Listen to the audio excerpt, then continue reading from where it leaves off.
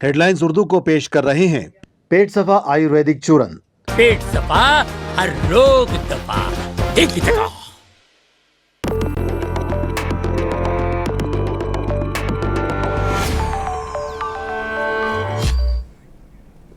नाजरीन आदाब, मुनसिफ टीवी में आपका खैर मकदम है। आप देख रहे हैं हेडलाइंस उर्दू। सबसे पहले नजर डालते हैं सुर्खियों पर। सुर्खियों को पेश करने में ताउन किया है डॉक्टर ऑर्थो ऑयल के साथ साथ डॉक्टर ऑर्थो कैप्सूल्स साथ लेना ना भूलें। आसाम में इंतखाबी मुहिम में आई शिद्दत। वजीर आजम मोदी आज हुजाई जिले में इंतखाबी रैली से करेंगे खिताब।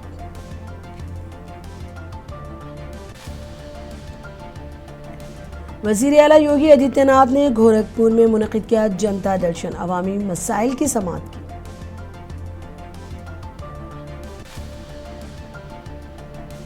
राजस्थान के वजीर आला ने बीजेपी के यौम तासीस तकरीब में की शिरकत, पार्टी की कामयाबियों और मुस्तकबिल के अज़म पर डाली रोशनी।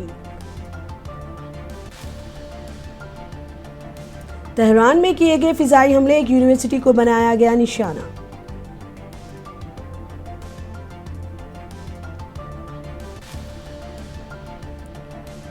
जुनूबी मगरबी तेहरान में इमारत पर फिजाई हमले, 13 अफराद हलाक।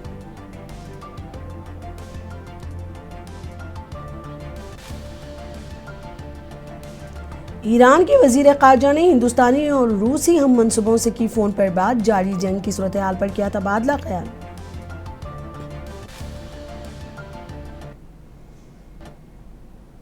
अब खबरें तफसील से। वजीर आजम नरेंद्र मोदी असेंबली इंतखाबात के लिए पार्टी की मुहिम के एक हिस्से के तौर पर आज आसाम में 3 इंतखाबी रैलियों से खिताब करेंगे।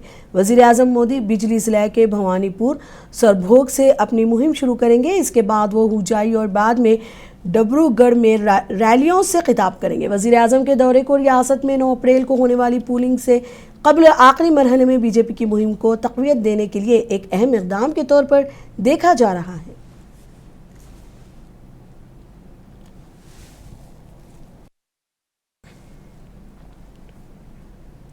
उत्तर प्रदेश के वजीर आला योगी आदित्यनाथ ने गोरखपुर में जनता दर्शन मुनक़िद किया। इस मौके पर अवाम ने उनको दरपेश मसाइल को पेश किया। वजीर आला ने अवामी मसाइल की समाअत की और अवामी मसाइल को हल करने मुताल्लिक़ अहदेदारों को हिदायत दी।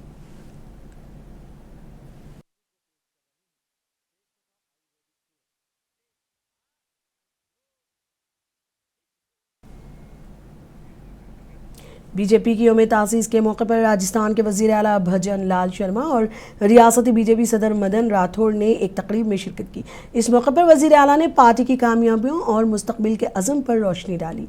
उन्होंने कहा कि बीजेपी अवाम की खिदमत और मुल्क की तरक्की के लिए काम कर रही है।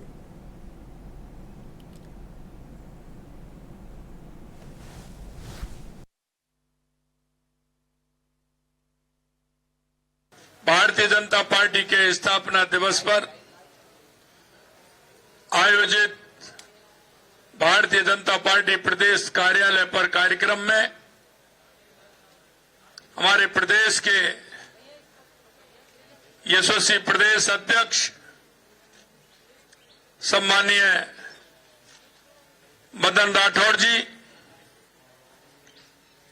मंत्रिमंडल के मेरे साथी भाई गौतम दत्त जी, जवाहर सिंह जी बेड़म साहब और हमारे पार्टी के सभी पदाधिकारी, हमारे विधायक और इस कार्यक्रम में आए सभी मेरे ऊर्जावान कार्यकर्ता भाई और बहनों, आज हम स्थापना दिवस मना रहे हैं और उस स्थापना दिवस के अवसर पर मैं आपसे यही कहना चाहता हूं कि हमारी पार्टी की रीति नीति सिद्धांत राष्ट्र को लेकर के हैं।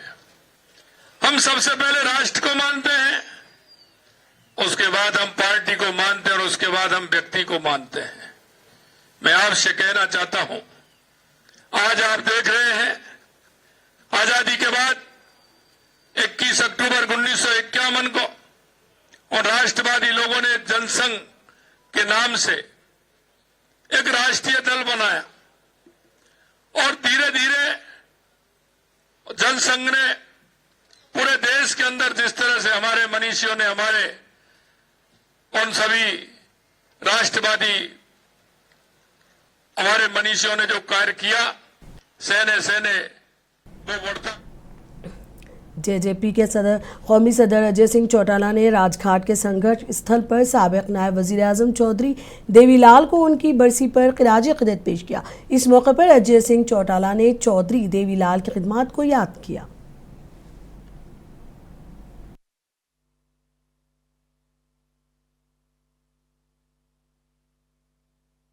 उनकी पुण्यतिथि हर वर्ष इसी तरीके से उनके अनुयायी हम सब मिलकर के बनाते हैं, उन्हें अपने श्रद्धा के सुमन अर्पित करते हैं और उनके दिखाए हुए मार्ग पर चलने का संकल्प लेते हैं।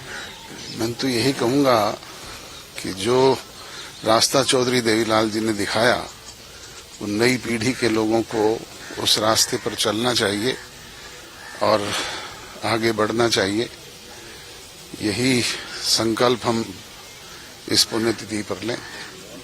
चौधरी देवीलाल जी की पुण्यतिथि पर मैं तो सभी देशवासियों से एक ही आग्रह करूंगा कि जो सरलता का जीवन और जिस सोच के साथ इस देश को प्रगति के पथ पर चौधरी देवीलाल जी ने चलाया, हम सबको अपने जीवन में एक प्रेरणा के तौर पर उसको रखना चाहिए और एक ही उद्देश्य कि कमेरा कैसे बढ़े, कैसे इस देश के हर आदमी को अधिकार मिले।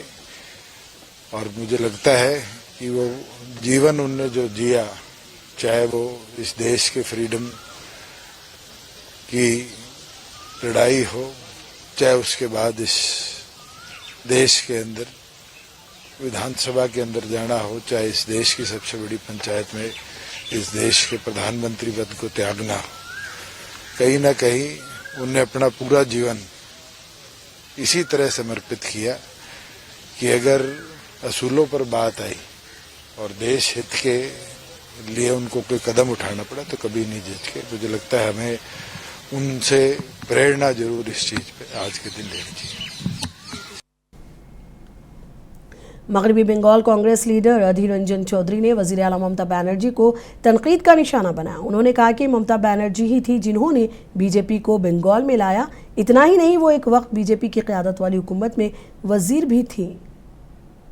ममता बनर्जी रहते हुए मैं बीजेपी के करीब नहीं जा सकता, क्योंकि ये बंगाल में ममता बनर्जी खुद बीजेपी को हाथ पकड़ के ले आई थी। सिर्फ यही नहीं, बीजेपी की सरकार में वो मंत्री भी रहा करती थी। तो ममता बनर्जी जब तक है तब तक बंगाल में बीजेपी पार्टी की अधीर रंजन चौधरी की जरूरत नहीं हो सकती नियम के मुताबिक, क्योंकि सबसे बड़ा ममता बनर्जी उनकी साथी है और दोनों मिलकर चुनाव करते हैं, कभी प्रो एनआरसी नो एनआरसी, कभी ओ एसआईआर नो एसआईआर। बता दिया ना, कल सारे वीडियो में देख लो आप क्या हुआ। बस कुछ तृणमूल पार्टी के कुछ दरिंदों ने मुझे रोकने की कोशिश की प्रचार प्रसार के समय, और यहाँ पुलिस बल जो थे लोकल, उनकी तरफ से कोई सतर्कता बरतने की कोई कोशिश नहीं की गई, सावधानी बरतने की कोई कोशिश नहीं की गई, जबकि उनको पहले ही ये सूचित किया गया था कि इस तरह घटना घटने की संभावना है। फिर हम लोग खुद मुकाबला करें। मगरबी बंगाल बीजेपी के लीडर दिलीप घोष ने तृणमूल कांग्रेस को तनकीद का निशाना बनाया। उन्होंने कहा कि टीएमसी के पास सिर्फ पैसा ही एक ताकत है, उनके पास ना ही कारकुन है और ना ही कोई मौसर निज़ाम। दिलीप घोष ने कहा कि असेंबली इंतखाबात में पैसा भी टीएमसी के लिए काम नहीं आएगा।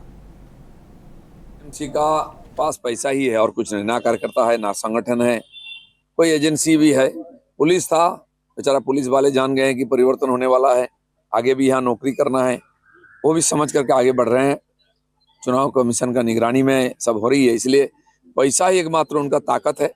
जो पैसा बाहर आएगा वो पकड़ा जाएगा, पैसा भी काम नहीं आएगा इस बार। टीएमसी का पास पैसा ही है और कुछ नहीं, ना कार्यकर्ता है, ना संगठन है। सीपीआई पोलिट ब्यूरो की रुकने वीरेंद्र कारट ने आसाम की हुकूमत को तनकीद का निशाना बनाया। उन्होंने हिमंता बिस्वा शर्मा जिस तरह आयन के खिलाफ बिल्डोजर चला रहे हैं, ये न सिर्फ मुसलमानों के खिलाफ है बल्कि आदिवासियों दलितों के खिलाफ भी है। असम का तो निश्चित रूप पर इस सीट पे हमारी बहुत बढ़त होगी और कॉमरेड मनोरंजन तालुकदार जीतेंगे यहाँ। और पूरे असम के अंदर अब एक हवा चल रही है, क्योंकि हिमंता बिस्वा शर्मा जिस तरह संविधान के खिलाफ बुलडोजर चला रहे हैं, ये केवल मुसलमानों के खिलाफ नहीं, आदिवासी हो, दलित हो, एक कॉमन असम के नागरिक हो, उन सब के अधिकारों को वो लूट रहे हैं। और अभी जो खबर आई है कि हिमंता बिस्वा शर्मा ने हमारे देश को लूट कर, उनकी वाइफ के 3 पासपोर्ट हैं, उनकी 2 प्रॉपर्टीज दुबई में है, एक प्रॉपर्टी अमेरिका में है, और हमारे देश के कानून के मुताबिक प्रॉपर्टीज का मेंशन होना चाहिए कैंडिडेट के फॉर्म में।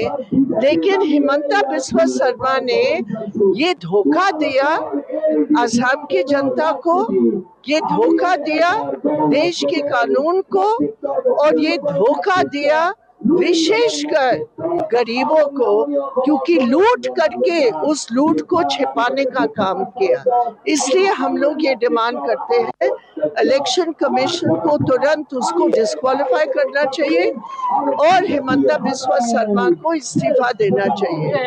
और मैं ये भी कहना चाहूंगी, वैसे भी 9 अप्रैल को असम की जनता डिस्क्वालीफाई करेगी। हिमंता शर्मा तो बोलेगा, जो अक्यूज है वो कभी मानेगा कि मैंने इतना बड़ा अपराध किया? कोई बोलेगा क्या? और वो जो प्रॉपर्टीज है वो क्या है? वो जो दुबई में प्रॉपर्टीज है वो क्या है? वो जो 3,500 करोड़ रुपया का प्रॉपर्टी और कंपनी है वो क्या है? इसलिए ये बहुत ही सीरियस चार्जेस है।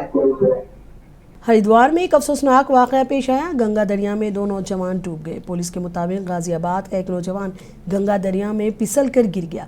इसको बचाने के लिए उसका दोस्त दरिया में कूद गया, लेकिन 2 नौजवान डूब गए। पुलिस ने इस मामले में केस दर्ज कर लिया और तहकीकात जारी है।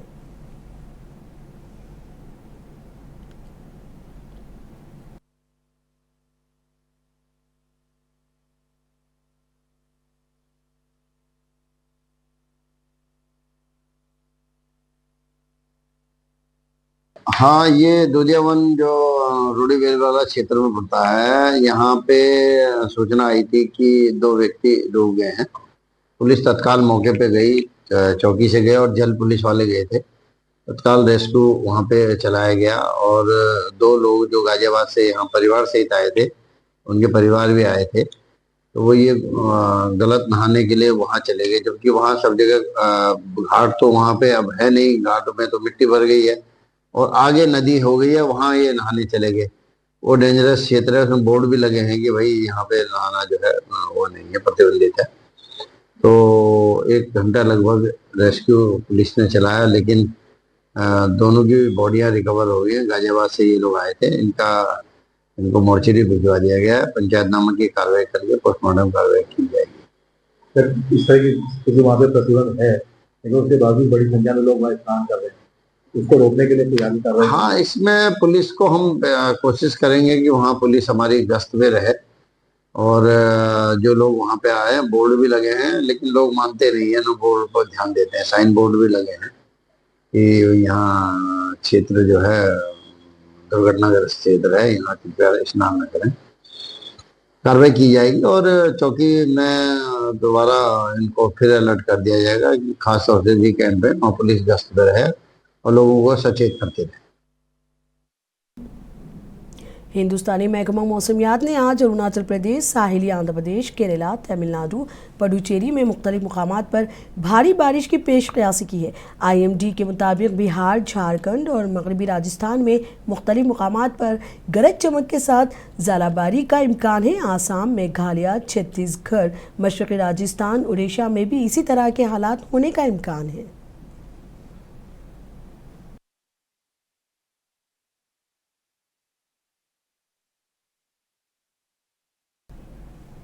हिंदुस्तानी बहरिया के जहाज़ INS त्रिकंद ने दारुस्सलाम तंजानिया का दौरा किया और समंदरी ताउन को मजबूत किया। यह दौरा हिंदुस्तान और तंजानिया के दरमियान समंदरी ताउन को मजीद मजबूत बनाने की एक अहम कोशिश करार दिया जा रहा है। ज़राए के मुताबिक इस दौरे का मकसद न सिर्फ दिफाई ताल्लुकात को फ़रोग़ देना है बल्कि बहरी हिंद के ख़ित्ते में अमन इस्तेहकाम को यकीनी बनाना भी है। एक बयान में वज़ारत दिफा ने कहा कि प्रोटोकॉल के दौरान मसरूफियात में पेशा वाराना तामुलात शामिल हैं। तंजानिया की बहरिया के साथ मुश्तरका तरबियती सरगर्मियाँ तरबियत बाहमी ताउन और बहरी ताउन को फ़रोग़ देगी। इसके अलावा दोस्ताना खेलों और योगा समेत मुतादिद समाजी और कम्युनिटी मसरूफियात का मंसूबा बनाया गया है।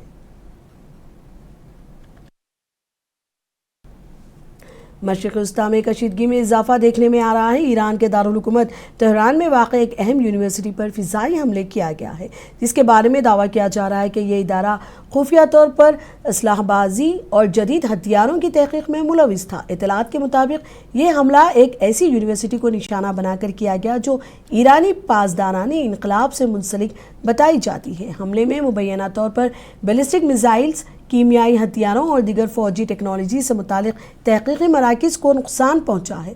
ज़राए का कहना है कि इस कार्रवाई का मकसद ईरान की इस्लाह साजी की सलाहियत को कमज़ोर करना था।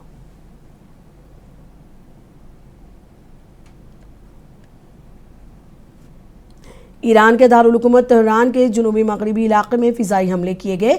इन हमलों में कम अज़ कम 13 अफराद हलाक हुए। रिपोर्ट्स के मुताबिक हमला तेहरान के करीब वाक़ एक शहर में एक रिहायशी इमारत पर किया गया। इत्तलात के मुताबिक हलाक होने वालों में आम शहरी शामिल हैं, जबकि कई अफराद ज़ख्मी भी हुए हैं।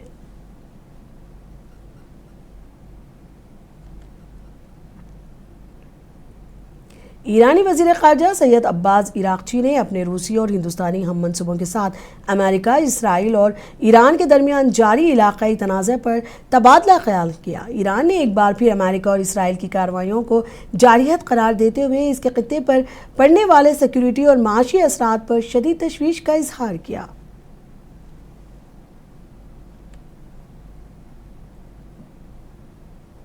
इसराइल के फ़ौजी सरबराह लेफ्टिनेंट जनरल ने जनूबी लिबनान में फ़ौजियों का दौरा किया और हज़बुल्लाह के ख़िलाफ़ हमलों को तेज़ करने का अहद किया।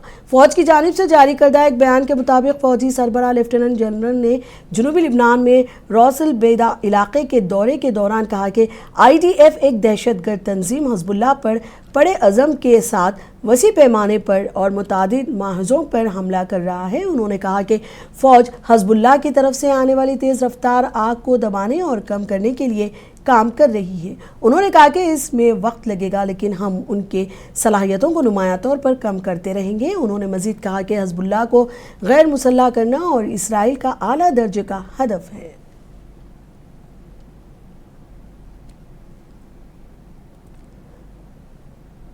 इसराइल के वज़ीर आज़म नेतन्याहू ने अमेरिकी सदर डोनाल्ड ट्रंप को ईरान में फंसे अमेरिकी पायलट की कामयाब रेस्क्यू कार्रवाई पर सताइश की। अपने बयान में नेतन्याहू ने इस ऑपरेशन को नाकाबिल यकीन करार देते हुए कहा कि यह कार्रवाई इस उसूल को मजबूत करती है कि किसी को पीछे नहीं छोड़ा जाता। रिपोर्ट्स के मुताबिक अमेरिकी फ़िज़ाइया का एक F-15 तैयारा ईरान में गिरकर तबाह हो गया था, जिसके बाद अमेरिकी स्पेशल फोर्सेस ने इंतहाई खतरनाक मिशन के जरिए पायलट को बाहिफाजत निकाल लिया। नेतन्याहू ने कहा कि इसराइल और अमेरिका दोनों ऐसी जुर्रतमंदाना कार्रवाइयों की मुश्तरका तारीख रखते हैं और ये कामयाबी दोनों ममालिक के अज़म की अक्कासी करती है।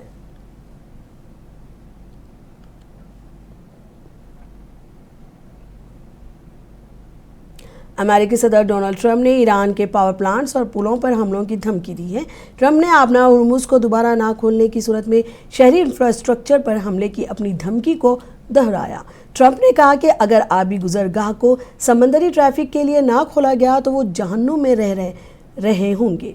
ट्रंप ने 2 हफ्ते कबल हमलों की धमकी दी थी, लेकिन ईरान के लिए आबी गुजरगाह को दोबारा खोलने की आखिरी तारीख में दोबारा तौसी की।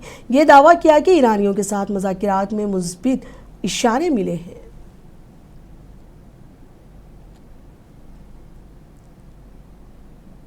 यूक्रेन के सदर व्लादिमीर ज़ेलेंस्की ने शाम के रहनुमा अहमद उशारा से तुर्की के वज़ीर ख़ारजा बहकान फ़िदान के हमरा मश्क में मुलाकात की। ये दौरा ज़ेलेंस्की के तुर्की के दौरे और मशरिक़ वस्ता में जंग के पस मंज़र में गुज़िश्ता हफ्ते खलीजी दौरे के बाद है, जहाँ उन्होंने सिक्योरिटी मुआहदे करने और फ़िज़ाई दिफाई मिसाइलों के लिए यूक्राइनी ड्रोन की महारत का तबादला करने की कोशिश की।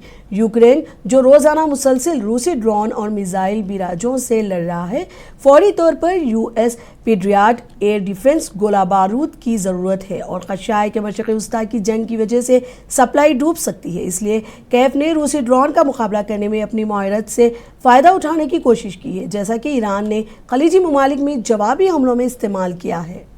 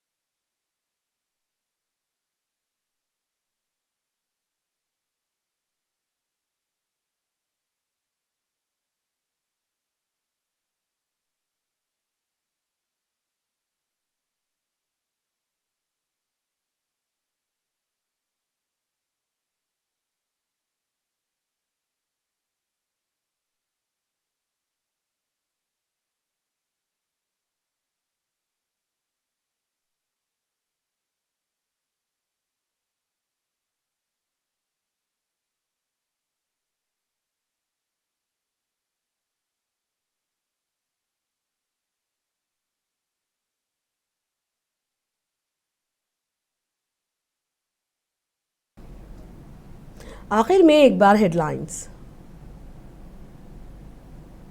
सुर्खियों को पेश करने में ताउन किया है डॉक्टर ऑर्थो ऑयल के साथ साथ डॉक्टर ऑर्थो कैप्सूल्स साथ लेना ना भूलें। आसाम में इंतखाबी मुहिम में आई शिद्दत। वजीर आजम मोदी आज हुजाई जिले में इंतखाबी रैली से करेंगे खिताब।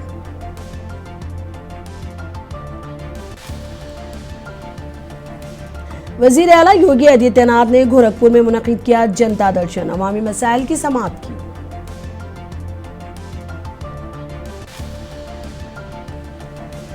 राजस्थान के वजीर आला ने बीजेपी की यौम तासीस तकरीब में की शिरकत, पार्टी की कामयाबियों और मुस्तकबिल के अज़म पर डाली रोशनी। तेहरान में किए गए फिजाई हमले, एक यूनिवर्सिटी को बनाया गया निशाना।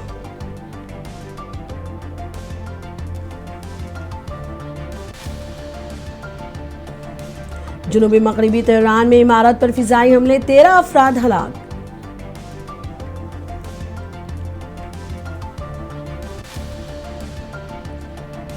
ईरान के वजीर खारजा ने हिंदुस्तानी और रूसी हम मंसूबों से की फोन पर बात, जारी जंग की सूरत हाल पर किया गया तबादला ख्याल।